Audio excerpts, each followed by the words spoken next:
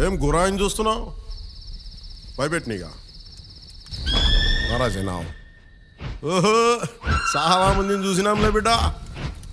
ఏం మునిమాణిక్యం చూసినావా? మన గురాయిని చూస్తుండే బిడ్డ, మన లెక్క తెలియదు. ఆహా, వినాలి. వీరమల్లు మాట చెప్తే వినాలి.